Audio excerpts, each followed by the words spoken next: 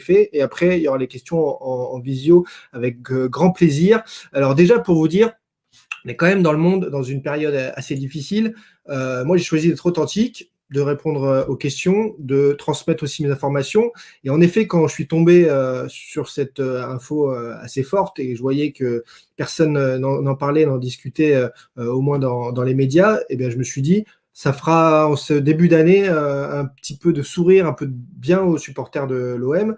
Et en plus, c'est tellement bien parti par rapport à l'offre si carrée qu'elle est, que je me suis dit, là, on est vraiment sur un pourcentage de réussite qui est assez élevé. Pour autant, c'est pas ce soir et c'est pas demain non plus que je dévoilerai qui sont les racheteurs, qui sont les investisseurs. Chacun a une idée là-dessus et tant mieux pour vous, parce que c'est impossible pour moi de les mettre aujourd'hui sur la place publique pour que demain, ça fasse foirer la négociation ou une vente ou que ça froisse les égos du vendeur ou de l'acheteur. Donc, c'est hors de question. Donc, on rentrera pas là-dedans. Pour les journalistes qui essaient de me décrédibiliser, c'est pas facile à dire à cette heure-là, pour aussi les trolls sur les réseaux sociaux qui essaient de dire mais qui c'est, qu'est-ce que c'est que ce journaliste, qu'est-ce qui sort comme saucisse, etc. Sachez-le, allez vous renseigner auprès de certains hommes politiques qui sont au courant ou qui ont donné le feu vert pour ces négociations. Allez vous renseigner auprès des bonnes personnes ou certains hommes d'affaires aussi. Alors ils sont pas très nombreux à savoir tout ça, mais faites votre taf et vous verrez. Je crois qu'il y a déjà d'ailleurs quelques journalistes économiques qui sont au courant que ça bouge autour de l'OM. Donc voilà, si les journalistes sportifs continuent de dire qu'il se passe rien, pourquoi pas.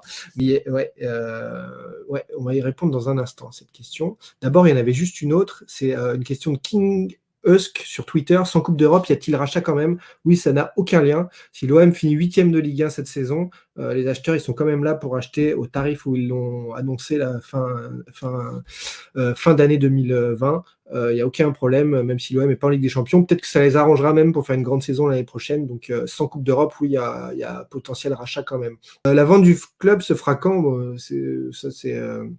Ça, c'est justement, tout dépend donc de la réponse positive ou négative de Frank McCourt.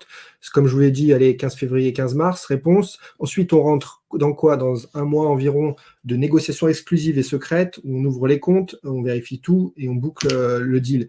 Donc voilà, avril paraît un mois à peu près juste. Maintenant, ça peut être accéléré, puisqu'il a le droit de dire oui beaucoup plus tôt ou non beaucoup plus tôt. C'est comme ça dans les affaires, quand on négocie. Ensuite, on a un mois de négociation secrète, de négociation exclusive, qui est peut-être déjà entamée. Je ne suis pas censé tout savoir non plus. Et on peut vraiment tranquillement travailler ensemble, main dans la main, pour faire la passation de pouvoir.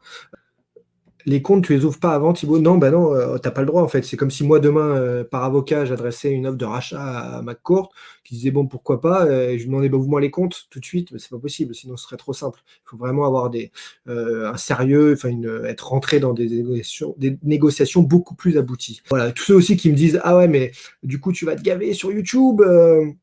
Parce que l'OM est à vendre, etc. YouTube, ça a dû me rapporter 250 € sur l'année 2020. Voilà, ça a payé les couches de ma fille, c'est cool. Voilà. Sachez-le, c'est pas avec YouTube que je vis. Oui, pourquoi? J'en ai noté plein. Alors, les ambitions, on y a répondu. Pourquoi j'ai pas dévoilé ça sur la chaîne L'Équipe? Eh bien, vous aurez noté que sur la chaîne L'Équipe, c'est simple. Mon rôle, c'est pour ça que j'étais embauché pour cette saison. Moi, je suis indépendant, j'ai ma société, je facture mes prestations à différents médias, services, etc. Je développais et j'ai démissionné de mon CDI à LCI TF1 pour diversifier mes activités, rencontrer plein de gens, voir de nouvelles aventures, apprendre aussi au contact de plein d'horizons différents. Donc, je l'ai fait à C8, à CNews, à l'équipe, à la chaîne L'Équipe. Et donc, pourquoi je ne l'ai pas révélé sur la chaîne L'Équipe? Parce que déjà, j'ai ma chaîne YouTube, donc ça, c'est à moi. Ensuite, la chaîne L'Équipe m'a embauché dans l'équipe d'Estelle cette saison pour apporter la voix des supporters, ce que je fais depuis mes débuts à LCI en 2007, apporter ce que les gens pensent sur les réseaux sociaux, ce que les gens disent, ce que les gens racontent, pas la vue médiatique, mais justement la vraie vue des vrais gens. Donc ça, c'est des trucs qui me plaisent, donc c'est ce que je fais dans l'équipe d'Estelle. Donc je suis pas pris pour donner mon avis spécialement ou mes infos, mais s'ils le veulent demain, ou s'ils veulent que je commente Allemagne-Arménie dans quelques semaines, je le ferai avec plaisir, mais pour l'instant, c'est pas mon rôle. Donc le jour où ils me demanderont Bon, bah, qu'est-ce que tu en sais plus sur l'OM et qu'est-ce qu'on peut dire?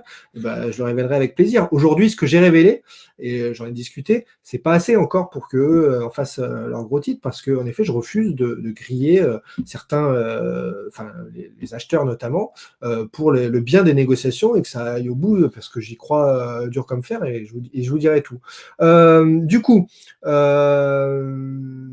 voilà, j'ai choisi par authenticité, par, envie aussi de partager parce que c'est mon boulot de partager tout ça. Alors, vu les petits coups de pression que j'ai pris, vu ce qui s'est déroulé derrière, les tentatives de me nuire aussi un peu sur les réseaux, on voit ça arriver en propagande, là, tout d'un coup, c'est les trolls un peu payés par je ne sais qui. C'est assez drôle parce que ça n'a aucune crédibilité, mais on voit que j'ai touché dans le mille.